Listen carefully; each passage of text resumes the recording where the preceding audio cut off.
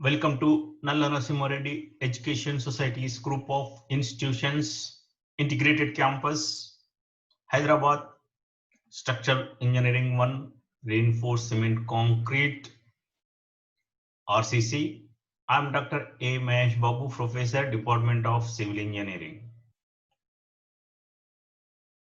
In last videos, I explained about shear stresses, maximum and minimum shear stresses by using IS code provisions. In continuation, we'll see some more important topics. See, these are not applicable for small like lintel because lintel is in the very small structure and we need not calculate for a shear reinforcement like that. This is a for a nominal reinforcement will provide that will take care of your shear failures. And the minimum shear reinforcement is provided for the following reasons. See why we will have to provide minimum shear reinforcement. Again, it's a short bit question. See why we need minimum shear reinforcement provided. See, this is important topic again. Why the minimum shear reinforcement provided in the beam to avoid sudden failure beams. See, if you provide shear reinforcement, we will avoid sudden failure in the beams. See, any sudden failure of beams is prevented by providing concrete, and concrete cover burst and the bond to the tensile steel is lost. See, the bond between not only longitudinal reinforcement for shear reinforcement also bond will be there. So there is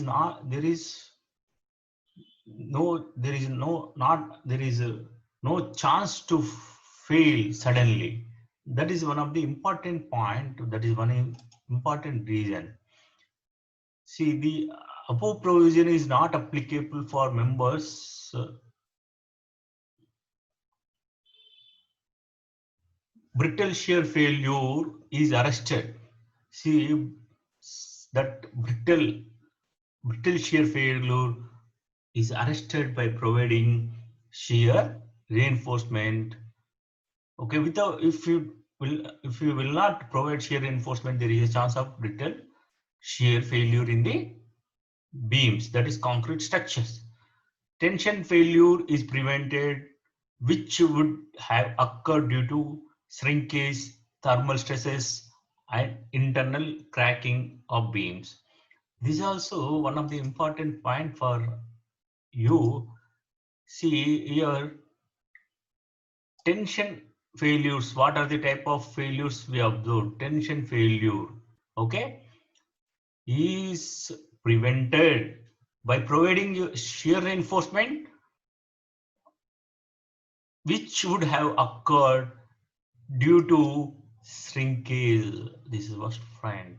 Thermal stresses and internal cracking in beams. How you are going to avoid shear failures due to shrinkage? By providing shear reinforcement. See, question. How you can avoid tension failures due to shrinkage? Providing longitudinal reinforcement, providing shear reinforcement, by providing large concrete area, none of the above. Like these questions will come. See, every point is important in this subject, which I will mention repeatedly. This is because shear reinforcement tension failures are prevented by providing shear reinforcement, which are frequently occur due to shrinkage, thermal stresses, and internal cracking in in beams.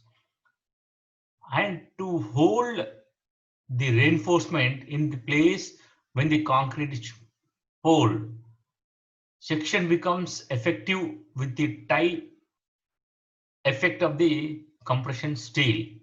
See, if you see this one here, if you see here, this is a beam, longitudinal reinforcement, top compression reinforcement, and bottom tension reinforcement. These are stirrups they are making. This is spacing, right? This is spacing. Now, this is spacing, and here, what is the important point? If you don't have these stirrups, you can't place, you can't make a beam by like this, bottom 3, top 2. You can't provide.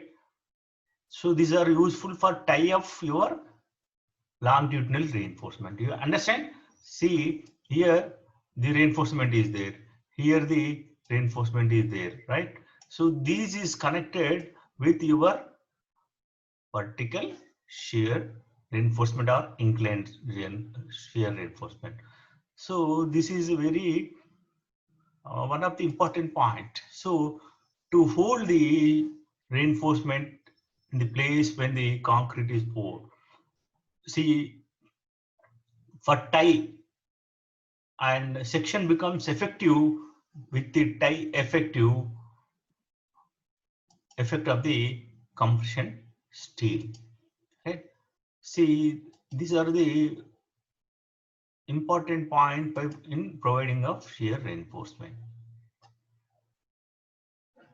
See, further class 26.5.15 of IS 456 stipulates that the maximum spacing of shear reinforcement measured along the axis of the member shall not be more than 0.75 D for vertical stirrups and D for inclined stirrups at 45 degrees, where D is effective depth of the section.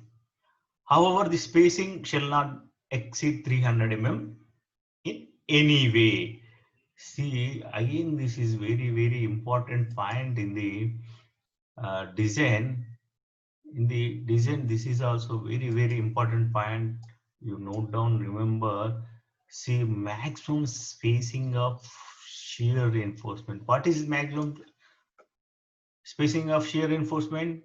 If you see here, from here to here spacing, right? Here to here spacing of your stirrups, spacing of your this maximum shear reinforcement, the distance is, this is total. If you have a beam of like this, here it should not be, see here D. So if effective depth is equal to effective depth, okay, right? Effective depth. So this distances should not be more than, it should not be more than, the distance spacing should not be more than, spacing of this reinforcement should not be more than, see, 0.075 D for vertical stirrups and for inclined stirrup 1 D. So generally we'll provide always vertical stirrups. 90% of the questions are only for vertical stirrups. If in case if you have inclined stirrups, inclined means you will have like this, reinforcement will be like this. These are inclined stirrups, right? So if you provide like this, the spacing is 1 D.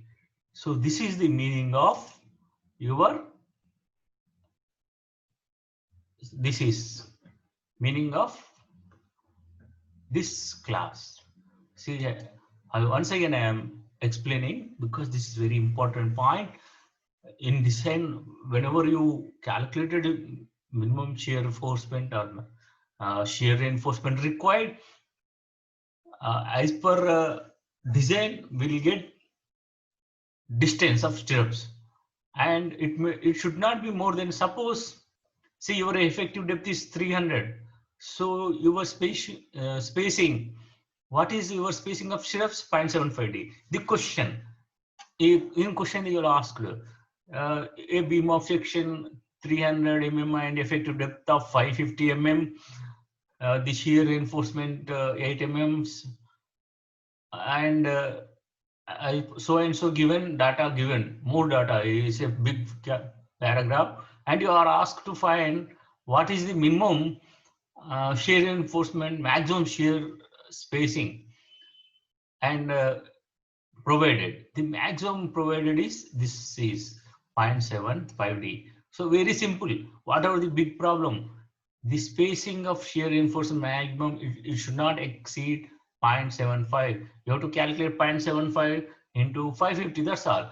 And if you have in calculation, if you will get suppose 200 or 300 mm, that is the that you have to provide. But maximum shear, maximum space, suppose in calculation you got, suppose 800 mm spacing, you should not provide 800 mm. You have to provide only 0.75 into 550 in vertical stirrups, and and the effective depth, that is 550 in inclined stirrups. However, spacing shall not exceed 300 mm. That whatever it may be, the maximum spacing is only 300 mm. You must remember, maximum spacing shall not exceed any case, whatever will be designed in this, the maximum period should not exceed 300 mm. So that is very important point in the shear, in design of shear reinforcement. We'll see some more important points in the next videos. Thank you.